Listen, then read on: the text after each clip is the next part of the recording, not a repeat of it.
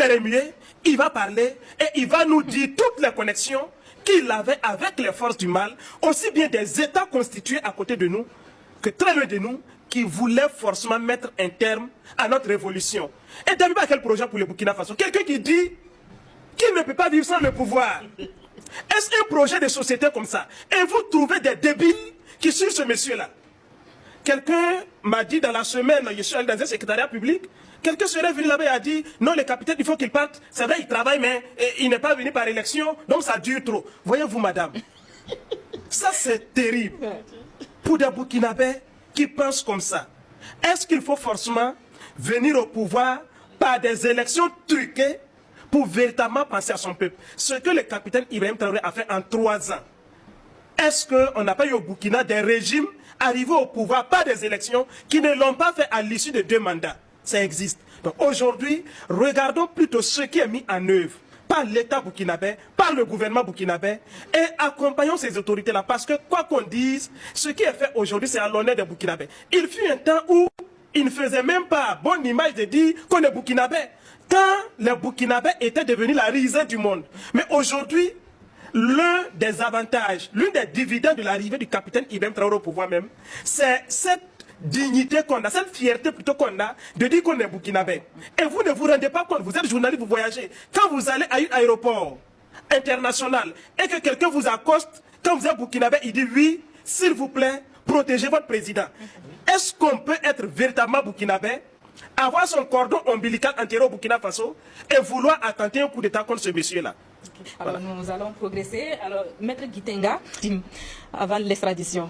Oui, mais je me disais tout à l'heure, il y a toujours des textes sur lesquels on s'appuie. Et donc le Togo également, au regard de son arsenal juridique, voilà, ne voulait pas certainement extrader Damiba comme ça, quitte à ce qu'après on dise que le Togo n'a pas respecté ses propres textes. Donc, sur ce point, comme il a dit, la chambre d'accusation, n'est-ce pas, de l'État togolais a statué et a estimé que les faits, en tout cas présentés par les autorités judiciaires burkinabées, valaient la peine, étaient suffisamment assez fournis pour que Damiba soit extradé au Burkina Faso. Mais ils ont aussi relevé le fait que l'État burkinabé a mis en avant le fait que on ne mettra pas, enfin, la peine de mort ne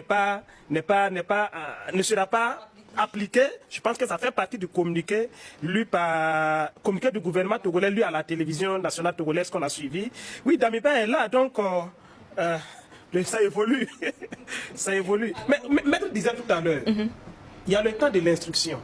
Si dans ce temps de l'instruction-là, on a des faits nouveaux qui apparaissent, qui n'étaient pas peut-être connus au moment où Damiba était extradé, et quand même qui nécessitent que la position de l'État burkinabé même évolue également, mais la position peut évoluer.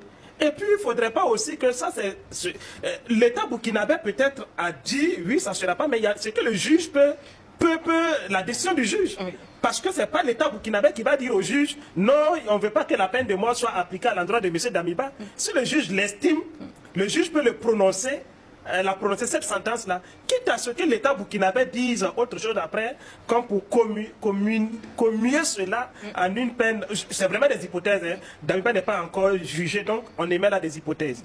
Et donc tout évolue en fonction du contexte et on va laisser le temps à la justice de faire son travail. En attendant, d'abord pour les exilés de cette extradition, je m'adresse à vous, M. Nadembega.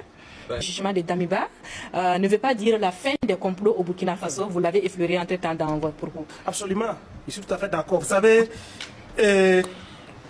moi je suis de ceux-là convaincus que on ne pourra pas entrer dans... Enfin, on ne pourra pas véritablement empêcher à certains d'en vouloir au capitaine Ibrahim Traoré.